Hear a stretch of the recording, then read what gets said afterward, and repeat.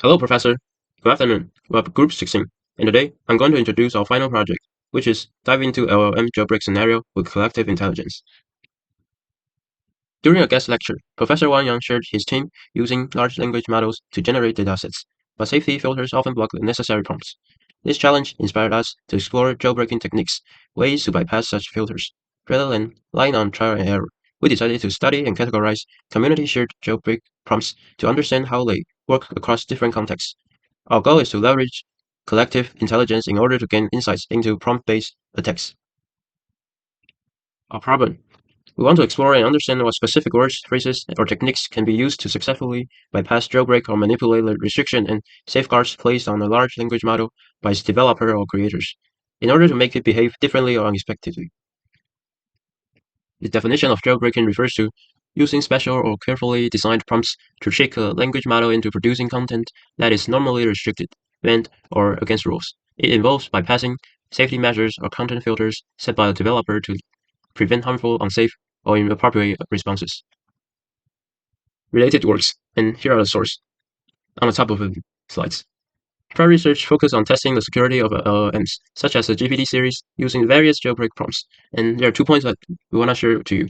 First, common techniques include system override and role-play prompts. Second, representative tools and mechanisms. Tools like LLM guards and promptful are used for content filtering and automated testing. Red team and multilingual context-aware prompts are common in recent testing strategies. Based on our research and the literature we reviewed, we compared existing studies across 3 dimensions: prompt source, analysis method, and testing scope. In terms of research methods, prior work primarily relied on qualitative observation, whereas our research combines quantitative statistics with case analysis. Regarding testing scope, earlier studies focused on a single language. In contrast, our research includes cross-language and cross-scenario prompts and tests. Dataset: we wrote a jailbreaking game and deployed it on a website.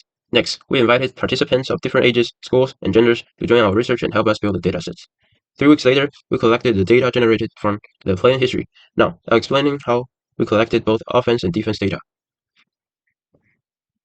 This slide shows the attack datasets. On the right, you'll see how the front-end interface looks like when a user enters attack mode. On the left, you'll see a JSON file that stores the conversation log.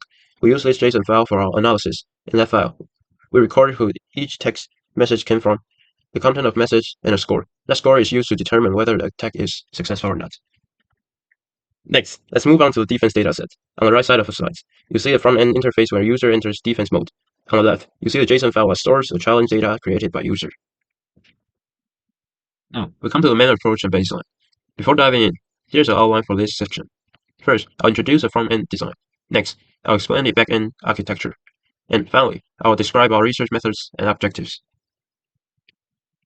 Let's start with front-end, which has 3 main components. First, account and password management. Users can log in or register with their account and passwords. This allows us to determine if they have admin privileges, which grants them the ability to create new challenges. Second, the challenge list. Challenges are sorted by the number of successful solves in ascending order, allowing users to prioritize those with the least data collected. Users can choose the model they want to attack. Examples include Gemini 1.5 and Gemini 2.0.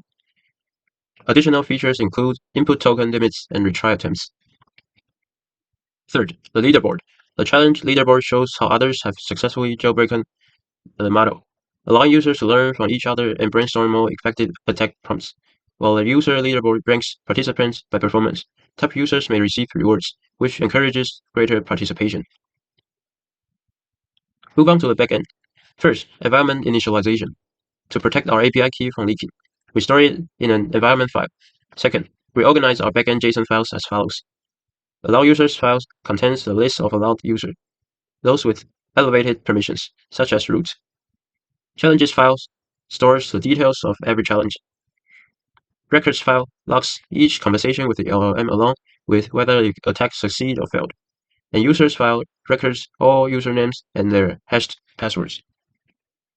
When creating a challenge, we first verify whether the current user is in the allowed users list or not. Only users like root can create new challenges. If they are allowed, they provide a defender prompt, a forbidden sentence, and a description. Then, by clicking Create, the new challenge is appended to Challenges file. Calling the LLM API. After loading the API key from the environment file, we call generate AI configure. Once with that key, subsequently, all LLM calls work out of the box. To run a conversation, the user selects the desired model and calls model generate content. This return value is the LLM's reply. Now, how do we determine whether a jailbreak attempt was successful? We review the literature and then use an LLM as an agent to score each conversation. Our evaluation criteria include 4 items: the same sentence, verbatim duplication, translation into other languages that preserve the same meaning, total length of the sentence must not exceed the threshold, and whether the content can be inferred or implied from forbidden text. The LLM returns a numerical score. If a score exceeds 8, we mark the attack as successful. The details of scoring rubric are illustrated in the figure on the slides. We have now covered how we evaluate jailbreak success. Next, I'll discuss how we set up our challenge scenarios and selected difficulty levels. First, each challenge's content must reflect realistic, real-life situations as closely as possible. Second, for each scenario, we created 2 difficult levels based on the prompt used. One set serves as a control group, and the other serves as the experimental group. Target and analysis method. What do we want to analyze? Common sentences in successful attempts. Identify which strings, keywords, or phrases appear most frequently in successful jailbreaks. Sentence type analysis. Classify each utterance as a declarative question, comment, or exclamation. Emotion classification. Analysis whether certain emotional tones, such as anger, curiosity, or politeness, are more likely to result in a successful jailbreak. Politeness analysis. Analyze each message as polite, direct, or not. Organizing game records. We collected 2 JSON files, challenges.json and gamerecords.json. We classify each session as either successful or failed. We split each user's messages by turn order into 3 phases. For each analysis method, we perform 2 types of observations. We analyze all dialogues in which the attack succeeded. And within those successful dialogues, we split the conversation into 3 phases to observe how the user's strategy evolves over time. Common sentence analysis. We aggregate all user messages from successful attacks, tokenize them, and compute the top and most frequent sentences. This helps us understand which specific sentences are most effective at causing the LLM to jailbreak. Next, sentence type analysis. We determine each user utterance's speech act, declarative question, comment, or exclamation. To do this, we use a zero-shot classifier. We employed this model, a multilingual natural language inference model, fine-tuned on XNLI. This allows us to classify text into our 4 speech act labels, without any text-specific training data, and works across different languages. Subsequently, emotion classification. In this analysis, we measure the distribution of various emotions: neutral, happy, sad, angry, surprised, fearful, disgust, and question-driven. We use Hugging Face Transformers pipeline for text classification, specifically this model, which is built on a multi-layer transformer, such as BERT or Roberta variants, and fine-tuned on a large Chinese emotion dataset.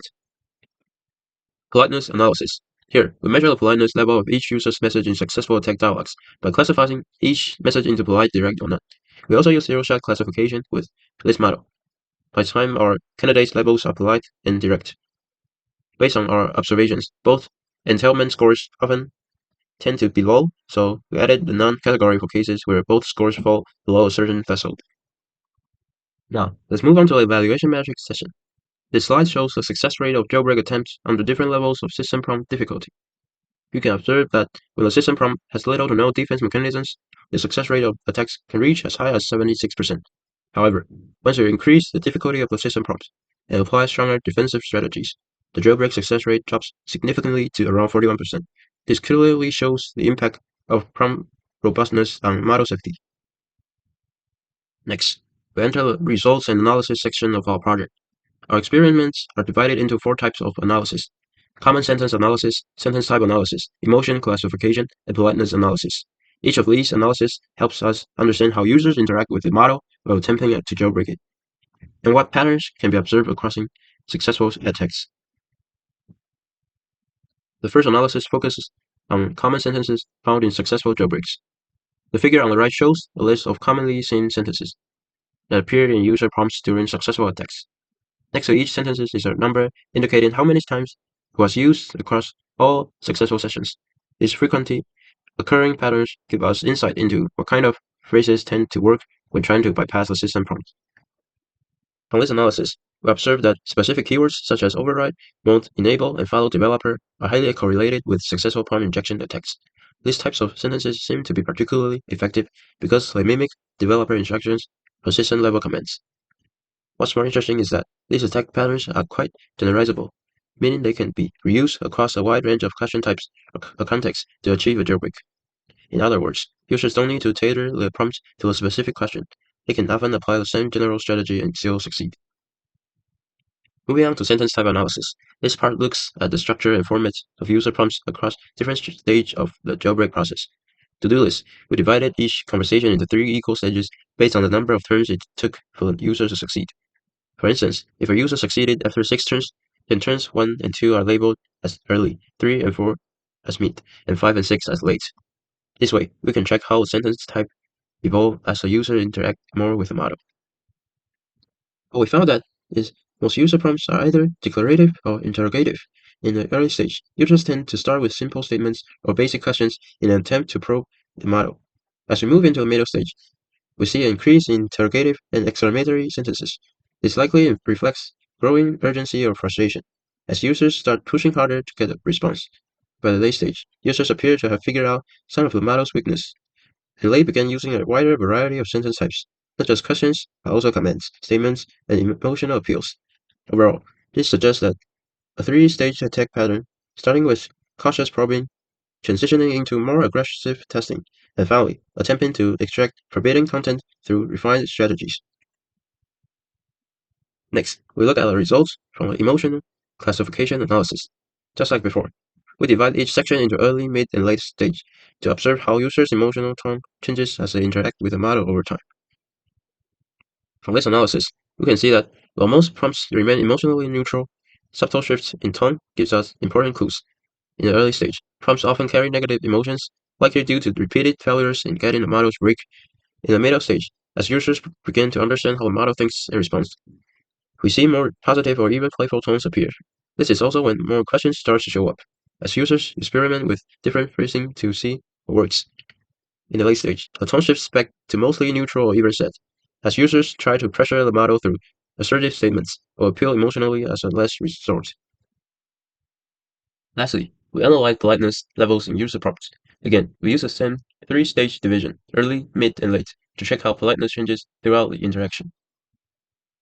And what we found is that the most users begin with polite requests when first interacting with a model. In the early stage, people typically say please or use respectful language as they test what the model is willing to say.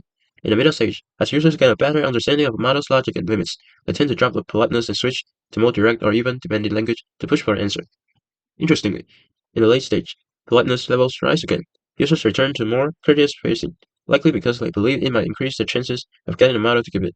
This suggests that polite language may actually be an effective tool for successful jailbreak attempts, especially when used strategically toward the end of an interaction.